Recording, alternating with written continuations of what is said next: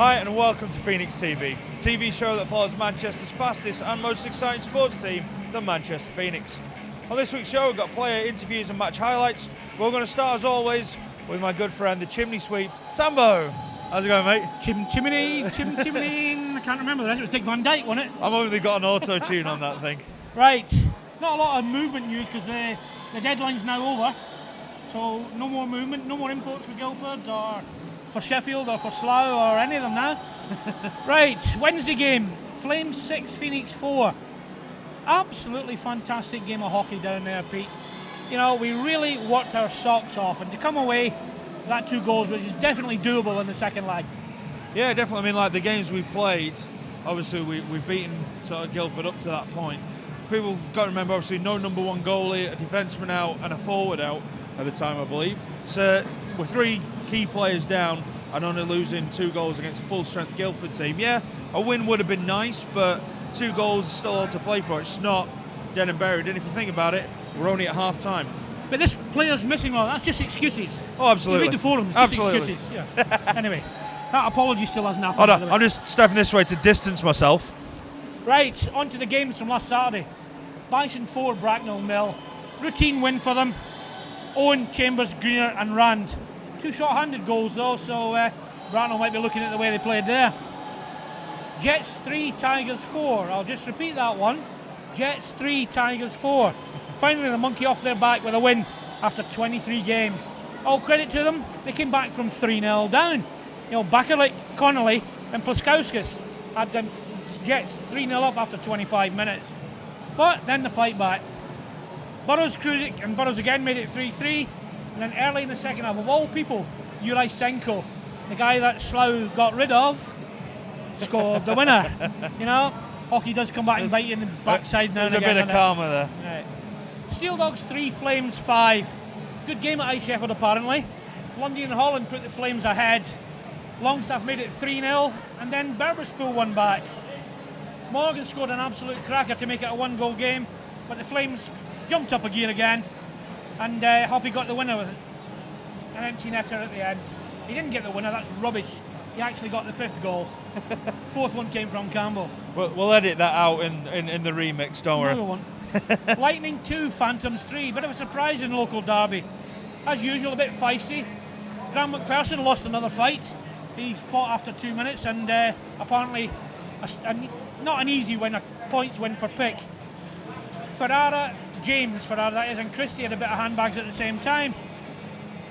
Tim County put the Phantoms in front. Tverdik made it 1-1.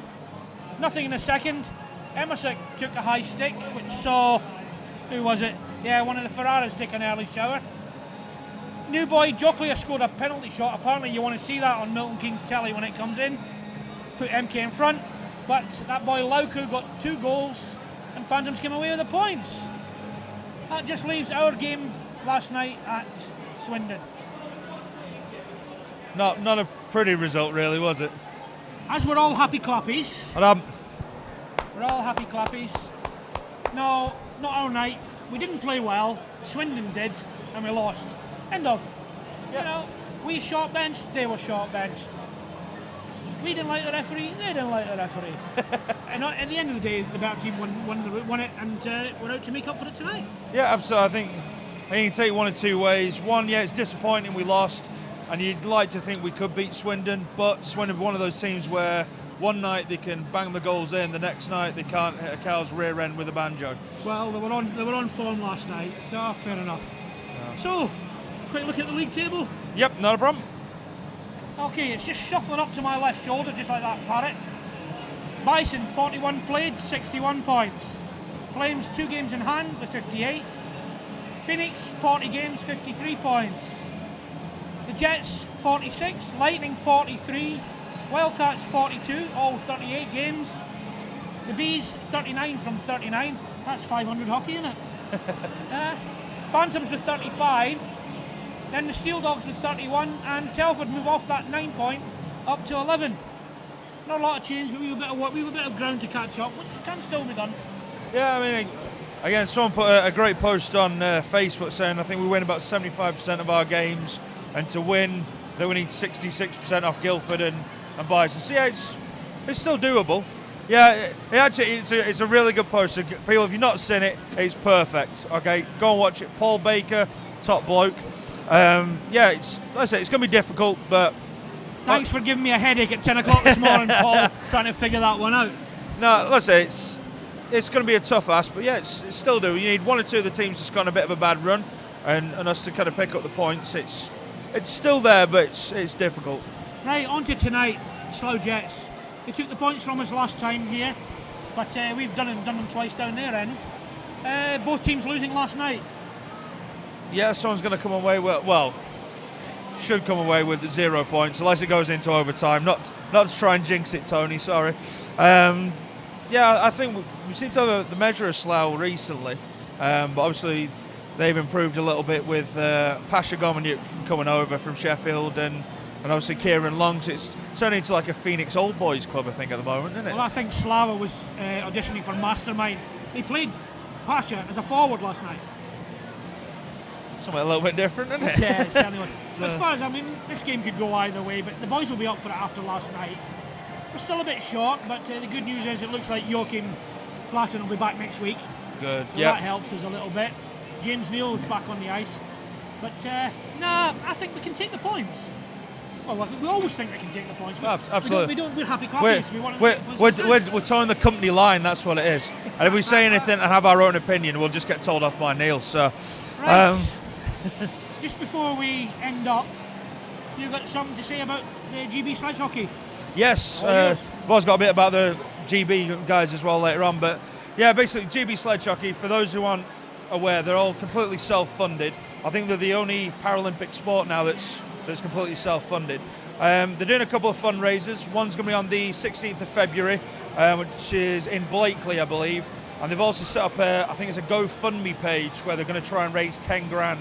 So if anyone can help out in any way, nothing's too big, nothing too small, check out the forum. Also, it's going to be in the design as well.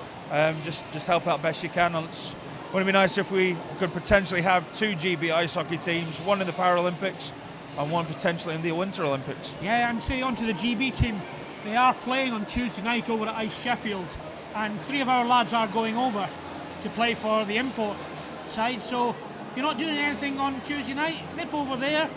I think it's 10 quid again, I'm not sure, but nip over there and lend support to our boys and a bit of money in the GB's coffers, really.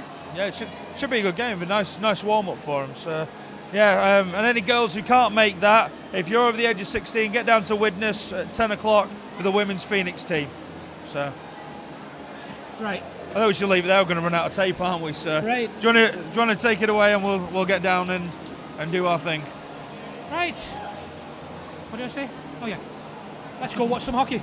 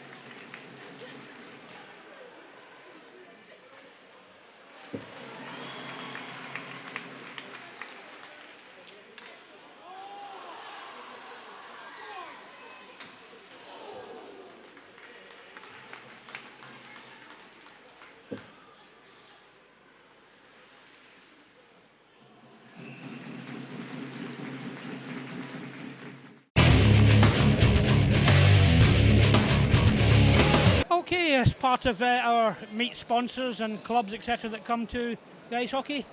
Tonight it's the Manchester Phoenix Business Club, and one of the drivers on this is Mark Dawson from Elite Printing. Mark, just quickly let us know what the business club is about. It's a way of businesses getting involved with the club, but at the same time it's a good networking tool for any business. We're going to organise networking events. There's a website that's about to go live anytime now, where businesses can go on and rate other businesses that are involved in the networking club. And from just the Elite's point of view, I can say that we've had an increase in turnover about 40% in the last 12 months of involvement with Manchester Phoenix and the foundation. So it is a good way forward for any business to get new work. Oh, 40%, wow, that's tremendous. I mean, if that's not a carrot in front of people, nothing will be. Well, you get them in, Mark, and I'll talk to them on here and get the profile on here. Yeah, brilliant. Yeah. Mark, thanks very much. No problem.